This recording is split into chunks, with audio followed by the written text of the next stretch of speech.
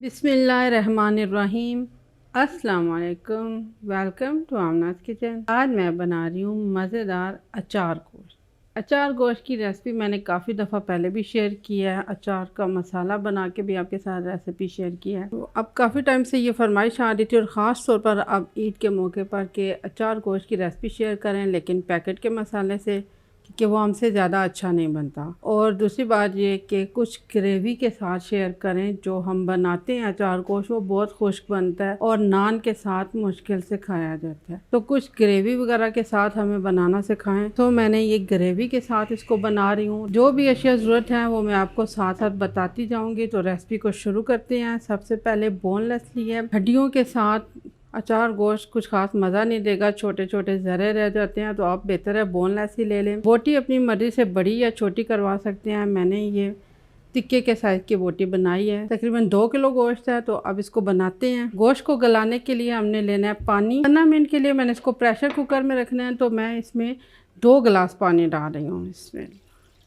गोश्त के अंदर भी पानी मौजूद होता है। फिर जो प्याज टमाटर वगैरह हम डालेंगे उनमें भी पानी मौजूद होगा। फिर मैंने बनानी है इसकी ग्रेवी। ग्रेवी के लिए मैंने लिया प्याज, 2 बड़े साइज़ के प्याज लिए हैं। अगर आपको वज़न बताऊं तो तकरीबन 250 ग्राम वज़न होगा इस प्याज का। बिस्मिल्लाह। टमाटर मैंने 300 ग्राम लिए हैं। बिस्मिल्लाह। कि इसको प्रेशर कुकर में गलाना है, इसलिए मैंने ये चीज़ें थोड़ी मोटी बड़ी बड़ी काट ली हैं जल्दी जल्दी। लहसुन का भी मैंने पेस्ट नहीं बनाया बल्कि छिला हुआ लहसुन लिया है। ये 1 कप के बराबर है। अगर आप पेस्ट बना के इस्तेमाल करती हैं तो 3 खाने के चम्मच पेस्ट बनेगा। बिस्मिल्लाह। नमक मिर्च मसाले में आपको बता दूं, लाल मिर्च पाउडर 1.5 खाने का चम्मच, हल्दी पाउडर आधा चाय का चम्मच, ब्लैक पेपर आधा चाय का चम्मच, काला जीरा आधा चाय का चम्मच, नमक हस्बे जायका ले मैंने 1 चाय का चम्मच लिया है। बिस्मिल्लाह। ये सारे को आपने करना है मिक्स और प्रेशर कुकर में आपने इसको 15 मिनट के लिए प्रेशर दे लेना है ताकि ये सारा अच्छी तरह से नरम हो जाए। जितनी देर में हमारा गोश्त गल के तैयार होगा, 15 मिनट प्रेशर कुकर चलेगा, 15 मिनट स्टीम को निकलने के लिए चाहिए, इतनी देर में हम मिर्चों में मसाला डालेंगे। क्योंकि ये रेडीमेड पाउडर मैंने ले लिया है अचार गोश्त का। 1 डब्बा 1 किलो गोश्त के लिए होता है, चाहे वो चिकन हो, चाहे वो बीफ हो, चाहे वो मटन हो। तो 2 किलो का बना रही हूँ तो 2 डब्बे ले लिए। इसमें से कुछ निकाल रही हूँ, यानी कि तकरीबन 2 खाने के चम्मच बराबर मसाला मैं इसमें से निकाल रही हूँ। बाकी ये इसमें डाल देते हैं 2 लेमन का जूस। अगर लेमन अच्छे जूसी हैं, बड़े साइज़ की हैं तो 2 लेमन का जूस डालें, वरना 3 लेमन का डाल दें। इसमें बड़े साइज़ की ये मिर्चें ले लें। नहीं मिलती तो कोई बात नहीं, छोटे साइज़ की ले लें, ये वाली मिर्चें ले लें। जो भी मिर्च आपको आसानी से मिलती है वो मिर्च आप ले लें। धोएं, इनको खुश्क होने दें। इसके बाद हमने इनको दरमियान से कट लगा लेना है। हमने करना ये है कि इस मिर्च को एक साइड से चीरा देना है, दूसरी साइड से हमने साबुत ही रखना है। ये देखें, ये चीरा दे दिया इस तरह से।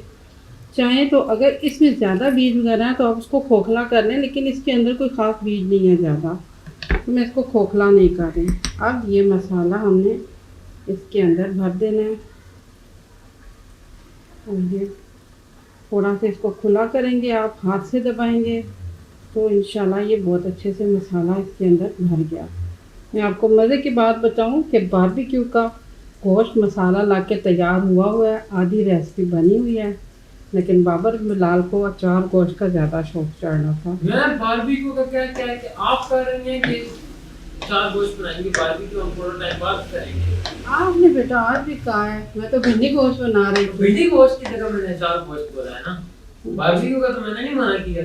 वो तो कल गर्मी ज़्यादा थी ना, अब इतनी गर्मी है कि क्या करें। बारबेक्यू की रेसिपी थोड़ी लेट ही कर रहे हैं। आधा मसाला लगा, गोश्त फ्रीज कर दिया कि इतनी गर्मी में बहुत मुश्किल है बारबेक्यू करना। मिर्चों की फिलिंग हमने तैयार कर ली। इधर आप देखें तो हमारे इस सालन में से सारा पानी खुश्क हो गया है, यानी जो इसकी यखनी निकली थी वो खुश्क हो गई है। अब इसमें डालना है कुकिंग ऑयल। तकरीबन 1.5 कप कुकिंग ऑयल में डाल रही हूँ। आप अपनी मर्ज़ी से कम या ज़्यादा कर सकते हैं। ये जो हमारे पास मसाला बाकी बच गया है मिर्चों की फिलिंग करके, मैंने 25 मिर्चों की फिलिंग भरी है, उसके बाद भी ये मसाला बच गया है। तो कुछ ये ड्राई मसाला मैंने बचा लिया था, इसको आप संभाल लें, किसी भी और रेसिपी में इस्तेमाल कर लीजिएगा, क्योंकि ये 2 पैकेट काफ़ी ज़्यादा थे। इसको अब मैं इसमें शामिल कर रही हूँ। इसमें डाल देनी है थोड़ी सी हरी मिर्चें और कुछ अदरक वगैरह। इसमें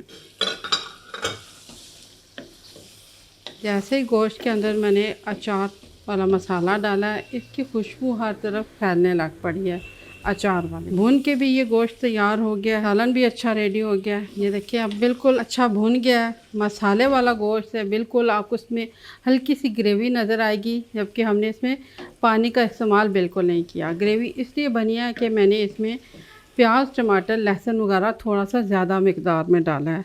इससे अब आप जब इसको नान के साथ सर्व करेंगे तो आपको इसमें रूखापन नहीं लगेगा, बल्कि ये आपको मज़ा देगा। बारी आ गई इन मिर्चों की। बिस्मिल्लाह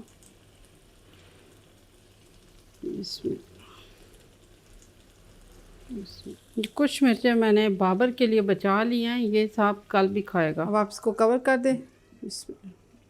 बस सिर्फ 5 मिनट के लिए आपने इसको दम पे रहने देना है। 5 मिनट बाद मैंने इसका चूल्हा बंद कर दिया और अब 5 मिनट मज़ीद गुजरने दिए हैं ताकि इसके अंदर जो भाप है वो थोड़ी कम हो जाए। तो अब मैं इसका ढक्कन उठा रही हूँ। इसमें 4 गोश्त का मज़ेदार ग्रेवी मसाले वाला सालन तैयार हो गया है। यकीनन ये इंशाल्लाह अच्छा बना होगा, हम लोग जब इसको टेस्ट करेंगे तो पता चलेगा। बहरहाल नज़र तो बहुत ही अच्छा आ रहा है। आप इसको गार्निश कीजिए और सर्व कीजिए नान के साथ, पराठे के साथ या तंदूरी रोटियों के साथ, हर तरह से मज़ा देगा। इस रेसिपी को आप ज़रूर ट्राई कीजिएगा। बिल्कुल मुख्तलिफ तरीके से बनाया है, लेकिन ये बहुत अच्छा बनता है। दुआओं में याद रखिएगा। मेरी रेसिपी आपको अच्छी लगे तो इसको लाइक कीजिए, शेयर कीजिए। अल्लाह ताला आप सबको अपनी अमान में रखे। अल्लाह हाफ़िज़।